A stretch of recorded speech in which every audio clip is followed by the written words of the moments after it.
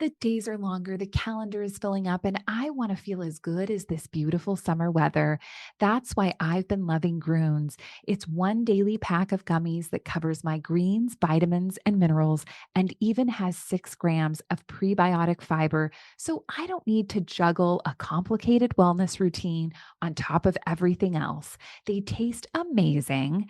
They're easy to toss in my bag on the go. Plus, they're vegan, gluten free, and HSA, FSA eligible for reimbursement. Save up to 52% off with promo code podcast at gruns.co. That's code podcast at gruns.co. Hi, everybody. This is Dawn Mitchell, and welcome to Dawn of Sports.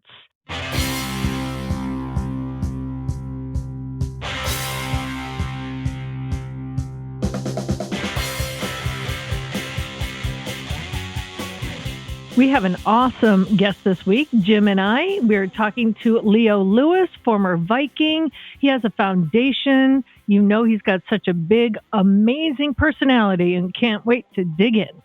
That's right. I've known Leo a long time. He's one of the first Vikings players I met when I moved to town to cover the Vikings back in 1990. We also, he's from Columbia, Missouri. We both went to the University of Missouri. We got a lot of connections. I also have some old stories I might tell that remind me about Leo. They're good ones, though. They're good ones. But yes, this is Dawn of Sports. We're coming to you from the Aquarius Home Services Studios.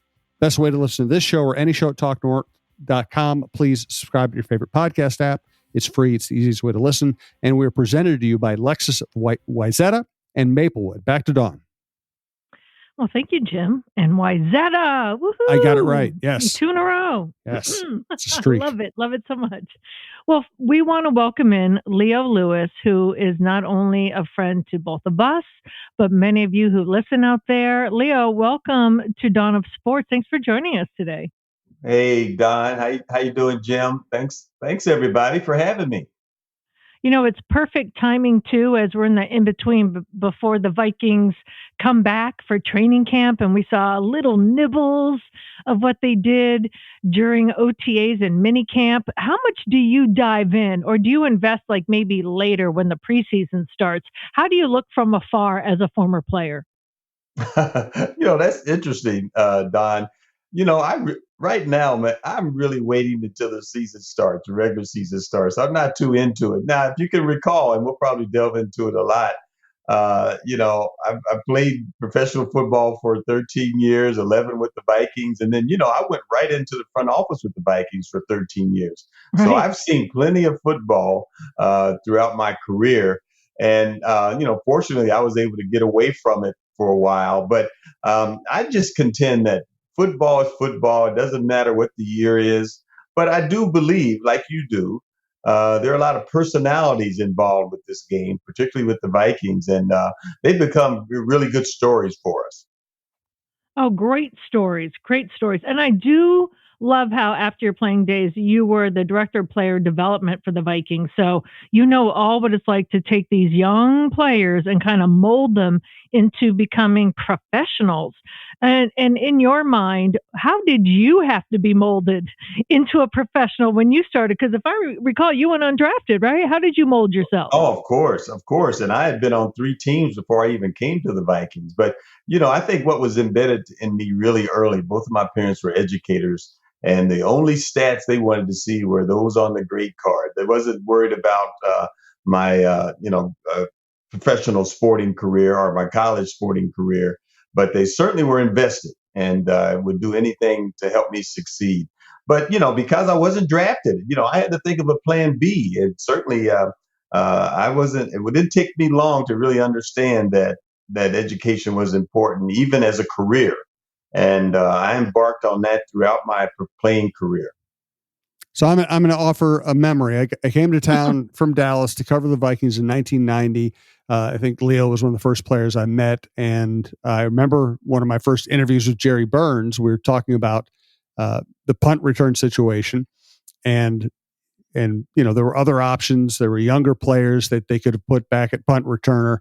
And I just remember Jerry going on a classic rant. He's going, people talk about the punt return, the punt return, the punt return. I don't care about the return. I want them to catch the damn ball. Leo Lewis catches the damn ball. Well, I wasn't worried about it too much either because I was most of those years. I wasn't starting the year that you came, Jim, but I was a former starter. Yep. So and certainly in my 30s as well. And I think it certainly was a lot of respect that Coach had in me since he had been there throughout my entire career. So he knew what he was getting. But it is a thoughtless yet thankless approach to uh, being a punt returner. And by the way, I played receiver too. Oh yeah. Oh yeah. You were still playing receiver, but and everybody kind of knew that was your role. But I just remember Jerry defending you against somebody who thought maybe a younger, faster player would be better, and he Yeah, wanted the reliability. yeah, it did feel that way to me too. And um, it's a difficult job. Not anybody can do that, but that was something I did through high school and college as well. So I was really made for that. Leo, I always want to pick the brain of players that have played both in the NFL, but also the CFL. Obviously, your dad, right, is in the Canadian Football Hall of Fame. He also College Football Hall of Fame. But for you personally, where you started with the Cardinals, then you went to the CFL, two different teams, and then came back. Hmm. Everyone thinks of Doug Flutie, but there's very few players that can handle that shift. What did you learn the most from that, and then apply it to when you came back to the NFL? Well, I mean, it was football. I mean, it was something that I was trained well for. Certainly, you had to really adjust yourself to the different rules, and by and large, it has its own niche of entertainment. You've got the bigger field, larger end zones. The fact that you only have three downs for a first down, and the kicking game is probably the most or the greatest resource that a team can have. It suited well for my talent as a receiver and a punt and kick returner. So I thought it was good. I started. I played quite a bit, played every down almost, and at the same time, I was able to grow as a professional at that time. But one of the things that was really of my fondest dreams is to when I first played in Winnipeg. I played for the Calgary Stampeders, and one of our games was away in Winnipeg. And to be able to step on that field that my father had played on for so many years was really gratifying. So I had some really early memories in my football career, and his memory and the fact that I was a young kid when he was playing for the Winnipeg Blue Bombers really brought some good memories back. Jimmy, got any other good stories? I love the behind the scenes stories of when Well, players let me tell played. you one, Don. Leo's Yeah, I got want to My one. hear dad, it. my dad, and Bud Grant were teammates with the Winnipeg Blue Bombers, and Stop. uh, one of the stories that you'll be reading here pretty soon when I finish my biography on my father was that there were a number of people that we've known throughout the years in Minnesota sports who had their touch on Winnipeg, the CFL. Certainly, Jerry Burns was one of the persons who introduced coaching to Bud Grant. He was on his early staff on Bud's early staffs when he was a 29-year-old head coach of the Winnipeg Blue Bombers. And what came out of that experience was, certainly going from playing, which he was an all CFL player. I'm talking about Bud Grant, Hmm. to coaching in the midst of 6 months, and Wow. became the head coach. But also playing with him was Johnny Michaels, who, if you remember, was a longtime assistant coach as well as Jerry Burns for Bud Grant. You had Frank Gilliam, who was a teammate of my dad at Winnipeg, who was the vice president of player personnel for the Vikings for a long time. And you had a number of individuals who, over the years, when Bud was the head coach for the Winnipeg Blue Bombers, who would come through as Bombers and then also settle in the Twin Cities. One person that you may not know much about, Mike Wright, who was a Golden Gopher lineman. He played for Bud as well, and then came back and became a corporate executive with with some companies in town and became an attorney. He just flat out quit because he wanted to get in corporate America Hmm. as well. So um, Monty Kiffin, who was a former Viking, but then also played with my father and played for Bud Grant, would come back and become a Vikings coach while I was playing there. And he's best known well to Yeah. coach with his son at several colleges as well. And he just passed away last year. So there's stories that I can tell you, but certainly I'm going to say, hey, you'll read it in the book when I get it finished. I love it. Well, you mentioned three names that really jumped out at me. Because again, when I came to town, and things were a little different back in the day too. There weren't Yes, many of there weren't course. many media people around. The media people who they had some trust with, who they saw every day. You kind of walk around the offices. You could walk. I would just go up to Mike Lynn's office and ask Roz if he had a minute. And you usually hear my voice say, Yeah. "Send him in," and then you could go talk to Jerry Burns. I spent a lot of time in Frank Reichow and Jerry Reichow and Frank Gilliam's offices. And John Michaels is one of the coaches who really was incredible, and Kiffin was too. Kiffin, those people taught me a lot about football just out of the goodness of their hearts. Just because I was willing to sit there and talk to them and listen, they taught me so much. John Michaels was a great offensive line coach and a great person.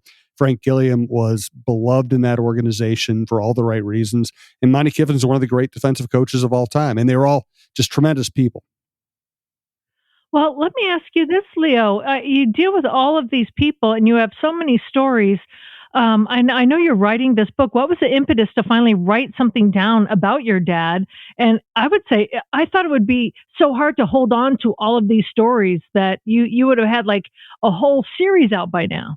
Well, I tell you what, fortunately, my dad grew up in St. Paul, so I've had family here all along. But lo and behold, I get to play for the Minnesota Vikings, my dad's favorite NFL team, but also a team that he never had a chance to play with because, he had such a relationship with Bud Grant. So that kind of tied it in.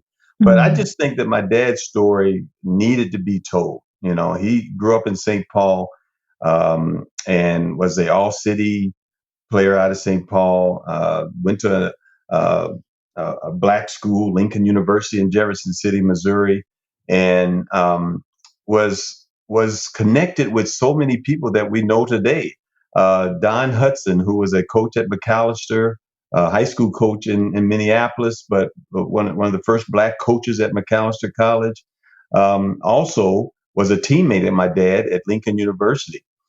Dwight Reed, who was a mentor of my dad in St. Paul, who was also on two national championships at the University of Minnesota Mm. and played with Bud Wilkinson at Minnesota. He was my dad's head coach at Lincoln University. And so we've got so many stories. Another person, Bill McMore, who played at the University of Minnesota, one of the first black players who also played with Bud Grant at Minnesota, was a championship boxer. He also coached my dad at Lincoln University along with Dwight Reed. So it goes on and on. The one thing that I have found out, though, in researching my dad was that he met my mother at Lincoln University. But you know who else was there? The great tennis player, Wimbledon star Althea Gibson. Oh, wow. Really? She she just happened to be an instructor there for a couple of years. Was an instructor with Bill McMore. They were both in the physical education department. But she, at that particular time, her tennis career wasn't doing well, and she was really dismayed by it. But had just graduated from Florida A&M University, and the football coach knew Dwight Reed because they were in black college football circles. Okay, and he recommended her going to Lincoln and at the same time, because she was so dismayed in her career at that particular time, um, and had graduated from college, which was unheard of, decided to take on a new role.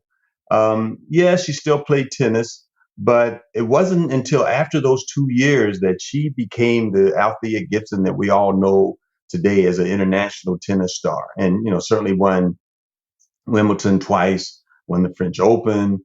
It wasn't until this experience at Lincoln University, where she taught my mother in physical education, that her career then blossomed again.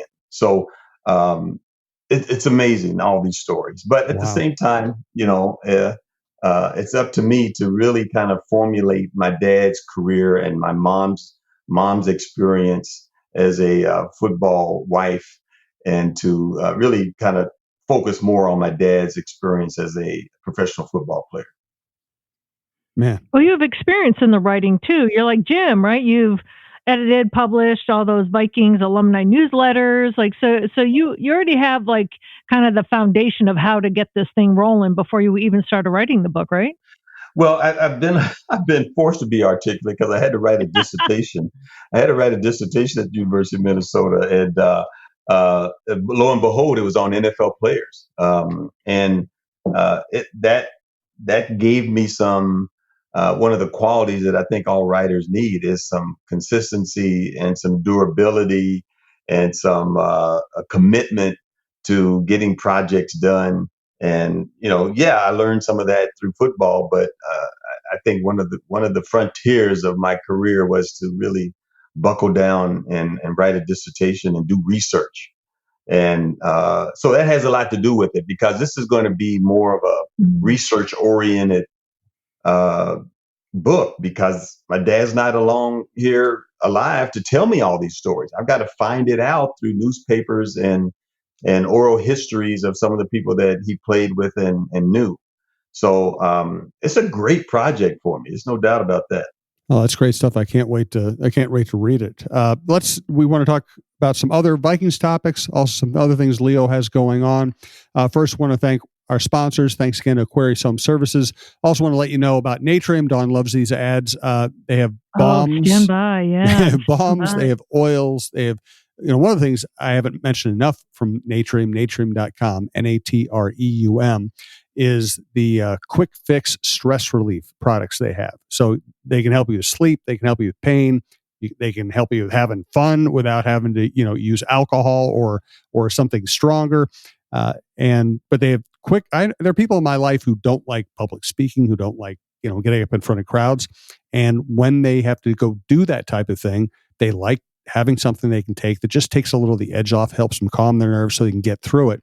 That's one of the many things you can find at Natrium. So what I recommend, they have so many different products, so many different delivery systems, so many different flavors, that I recommend going to the Natrium in St. Louis Park and talking to a sales associate, figuring out what's going to work for you in your life. And then once you know what you like, then you can order at natrium.com, Natreum.com. We also want to thank Minnesota Masonic Charities. When people think of the Freemasons, they often think of secret handshakes and unusual hats, and of course, the pancake breakfast. Minnesota Masonic Charities would prefer that you think about the work that they do right here in our community. Places like the Masonic Cancer Center at the University of Minnesota, or the Masonic Children's Hospital and the Masonic Home in Bloomington. They are just a few examples of the important work that the Freemasons support here in Minnesota. As part of the largest fraternal organization in the world, Masons have consistently answered the call when it comes to charitable needs. I am happy that Minnesota Masonic Charities has chosen Minnesota Bound and this podcast as a place to help spread the word. We look forward to learning so much more about their many programs here in the weeks to come. And yes, this program is presented to you by Lexus, Wayzata, and Maplewood. Thanks also to one of our newer sponsors, 10K Construction. Randy Shaver here. I'm bringing back Shaver's Prep Football Podcast beginning the end of July. Every week, we'll dive into the best of Minnesota high school football, and I'm proud to say we're now powered by 10K Construction, Minnesota's go-to guys for roofing, siding, decks, windows, and everything in between.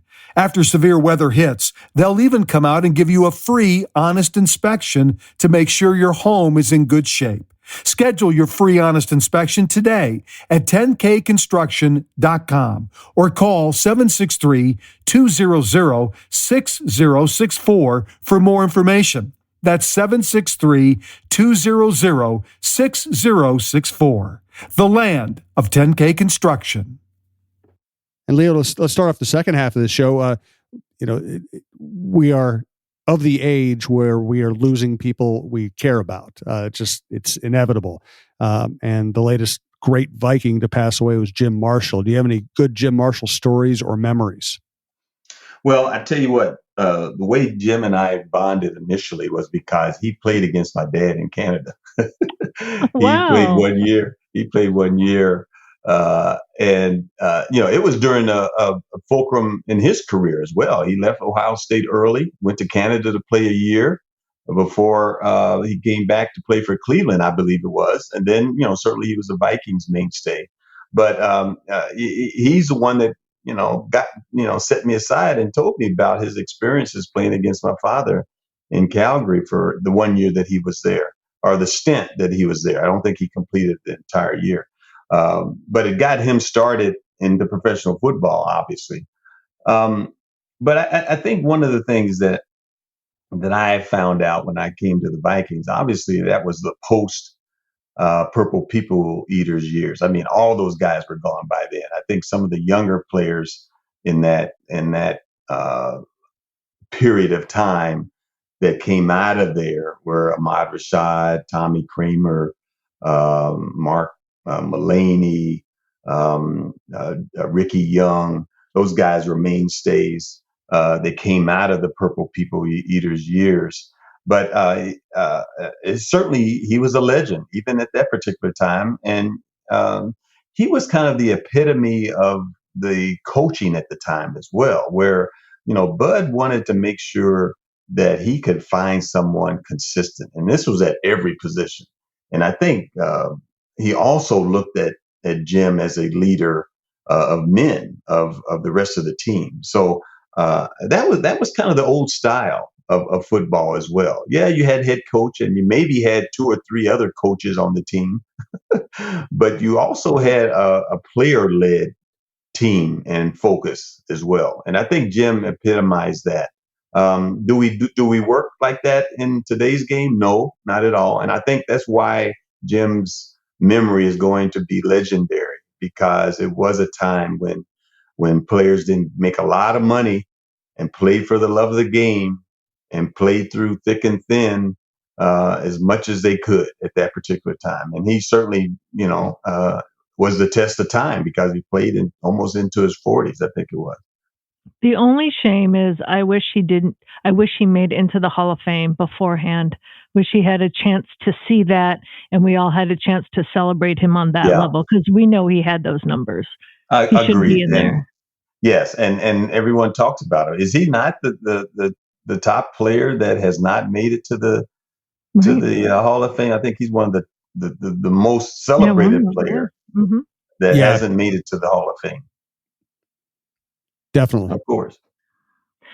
Well, one thing I also wanted to ask you in terms of, we know being a receiver, you probably also keep your eyes on some quarterbacks, and watching the round robin this season of, oh my goodness, is Aaron Rodgers going to come here? We know he's not. Yeah. We know it's JJ McCarthy. We haven't had a chance to see this kid a lot, but just how a team hits the reset button, and what is it in the locker room like when a team now has, okay, here's our new fresh young quarterback that has a strong arm. Jim and I have noticed he can let it rip. Justin Jefferson was saying he's accurate, and yes, he throws a hard ball. Yeah. Just in the locker room, just how excited maybe a team can rally behind someone like that. Well, it's just like being at a new stadium or a new locker room or a new place where you can practice.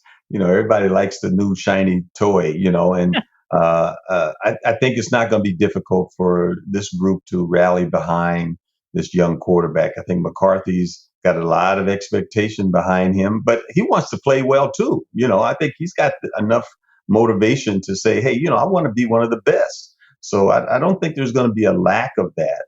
I think one of the things that the Vikings have right now that they haven't had in the past is a support system around the quarterback. Whether you can point that to an offensive line or a better running game or a defense that shortens the field for the offense. I think they've equipped this team with much better support personnel. And McCarthy isn't going to be, hopefully, not going to be asked to go 80 yards or 75 yards for a touchdown or for a score every time he has to support this offense and go forward. So I'm hoping that the defense plays much better and that the offensive line can block much better as well. Yeah, the offensive line, they're finally over the past couple of years have been putting their money where their mouth is in terms of, yes, we are going to bolster it, which for an offense of any level, they're like, yes, let's get the trenches tougher. So that's good to see, right? Well, of course. I mean, yes, they're good pass defenders, but we've always relied on. Well, let me say this. I think the best teams have relied on a great running game. It doesn't necessarily mean you have to run the ball a lot, but the running game complements their success. Let's put it that way. Opens up the field. You're right. Yes. Absolutely. Mm-hmm. Hey, Leo, tell us what's going on with your foundation and your golf tournament. Okay, yeah, I will. You're invited, by the way. I appreciate that. Nice. I'll be there. Yeah, Don, you are too. I tell you what,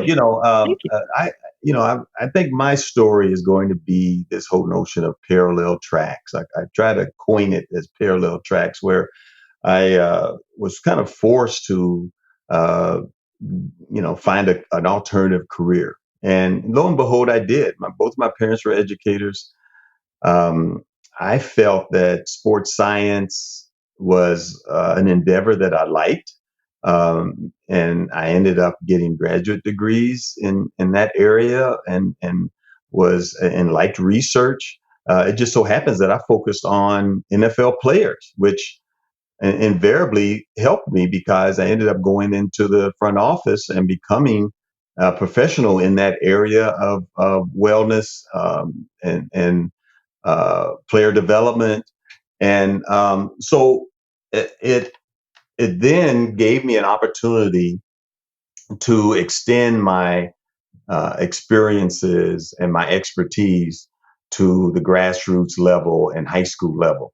So I started doing a lot of camps for kids. I certainly focused on more educational prospects. So I coined this term life skills through sports. And it has evolved into a foundation that is now in its 26th year.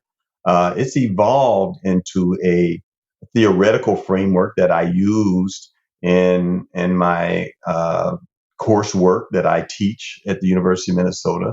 It's evolved into a foundation where we've been able to not only support entities that really feel that the student athlete needs more than just what a school system can provide them.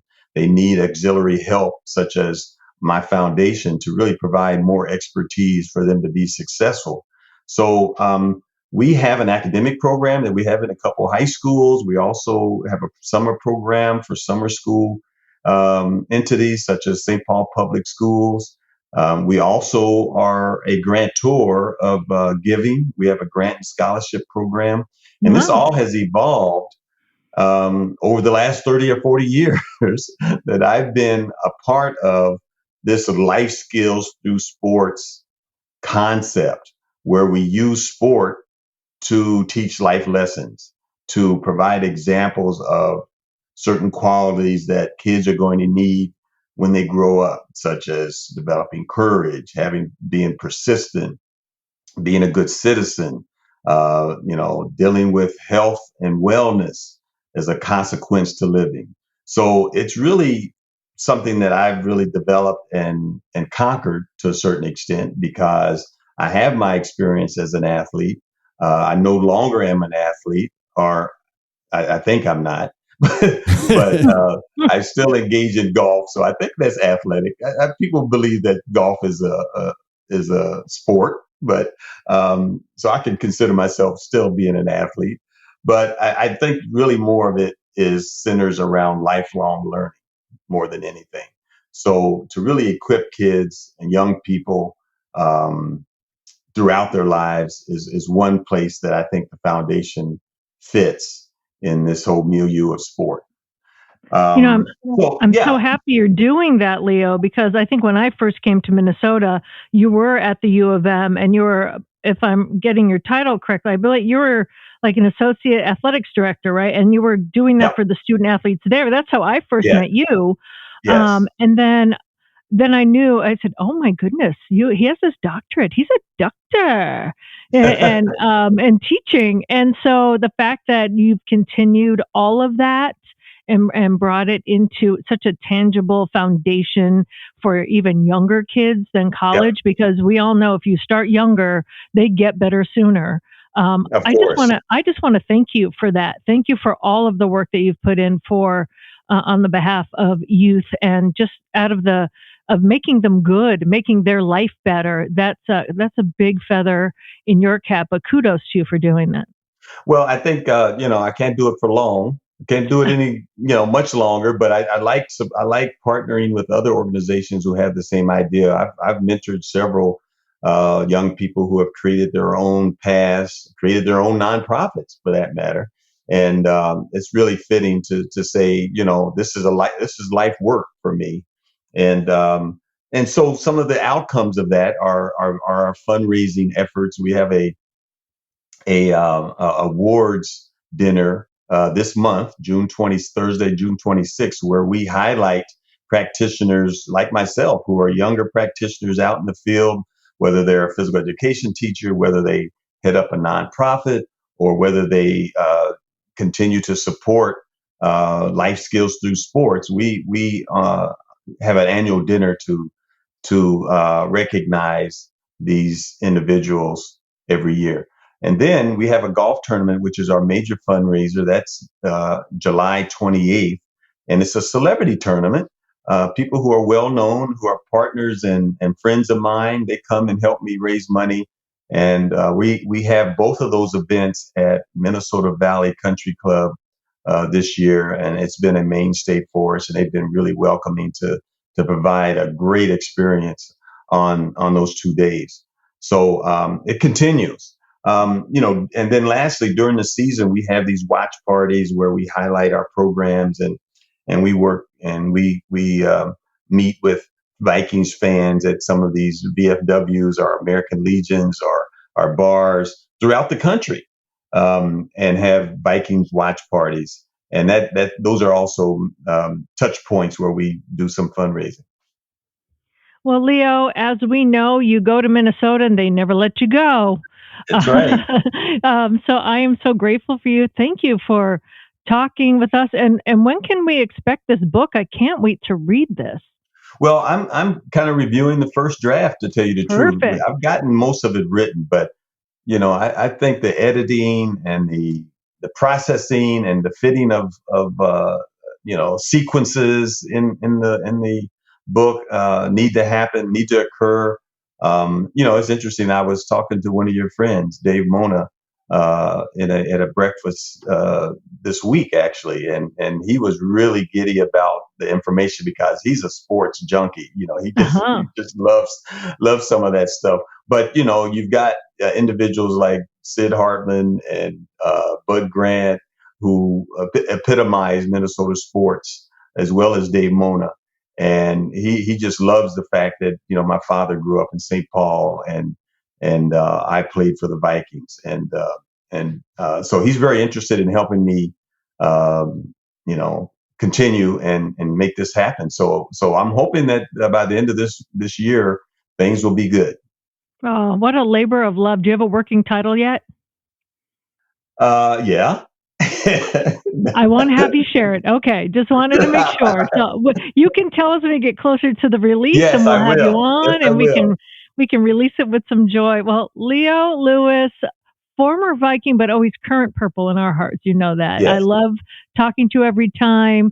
I love seeing you at training camp, and whenever we have a chance to, on various platforms. So thank you so much for joining us, and I'm knowing that your dad is so proud of you as well. Such a circular love right there. Of course. Thank you so much. And certainly this is fun too. I mean, it was really fun to uncover some of these stories that have never been, put out there. And that's kind of what they say in university lore. It's a contribution to science. This is a contribution to the sports world. Let's put it that way. Absolutely. All right, Leo. Thank you so much. Thank you, Leo. Take We'll talk care, again. guys. Jim, you and Don, take care.